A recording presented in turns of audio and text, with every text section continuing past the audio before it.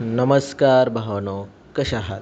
तुमच्या आवडते चॅनलमध्ये बॉलिवूड क्रीडामध्ये तुमचं स्वागत आहे. हा व्हिडिओ पाहण्या अगोदर प्लीज माझ्या चॅनलला सबस्क्राईब करा. माझ्या चॅनलला नवीन असल्यामुळे माझ्या चॅनलला प्लीज सपोर्ट करा. आज आपण कांतारा चॅप्टर 1 या चित्रपटाचा रिव्ह्यू पाहणार आहोत. हा चित्रपटगृहामध्ये रिलीज झालेला आहे. चित्रपटाची भव्यता, VFX आणि ऋषभ शेट्टीचा दमदार अभिनय या चित्रपटामध्ये दाखवलेला आहे. तर या चित्रपटाची कथा काही लोकांना आवडली आहे, तर काही लोकांना ही कथा आवडलेली नाही. या चित्रपटाची अनेक दृश्ये थक्क करणारे असून VFXचा वापर या चित्रपटामध्ये चांगल्या पद्धतीने केलेला आहे.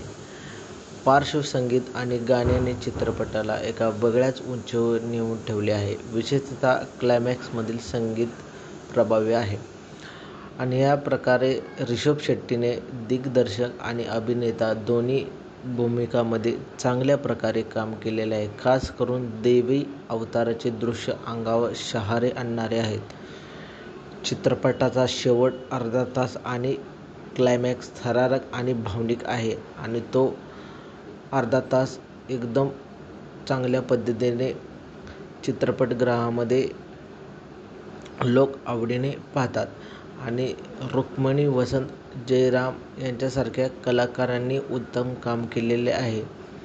थोडक्यात तुम्हाला सांगायचं म्हणजे ज्यांनी पहिला कांतारा चित्रपट पाहिला आहे आणि या कथेच्या मुळात काय आहे जाणून घेण्याची इच्छा आहे, त्यासाठी हा चित्रपट एक चांगला अनुभव ठरू शकतो. पण यात भव्यता आणि दृश्यावर अधिक भर दिली असल्यामुळे पहिल्या भागातील भावनिक खोलीची उणीव जाणवू शकते आणि हा चित्रपट लोकांना खूप आवडत आहे. आणि हा कांतारा भाग 1 बघितला असला तरी हा दुसरा भाग तुम्ही अवश्य बघा, कारण ह्यात ऋषभ शेट्टीने एकदम चांगल्या प्रकारे दिग्दर्शन आणि चांगल्या प्रकारे ॲक्टिंग केलेली आहे आणि हा चित्रपट बॉक्स ऑफिसवर चांगली कमाई करत आहे आणि हा चित्रपट चांगले रेकॉर्ड तोडत आहे.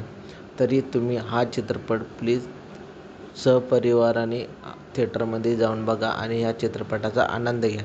आणि हा चित्रपट चांगल्या प्रकारे कमाई करत आहे आणि बॉक्स ऑफिसवर चांगल्या प्रकारे ह्याचे कलेक्शन होणार आहे. तरी हा चित्रपट तुम्ही एन्जॉय करा आणि भाग 1 बघितला असला तर आवर्जून हा चित्रपट ऋषभ शेट्टी यांची ॲक्टिंग आणि दिग्दर्शन चांगल्या प्रकारे केल्यामुळे हा चित्रपट पाहावा. असेच व्हिडिओ पाहण्यासाठी माझ्या चॅनलला सबस्क्राईब करा, कमेंट करा, लाईक करा आणि हा व्हिडिओ पाहिल्याबद्दल तुमचे धन्यवाद. थँक्यू.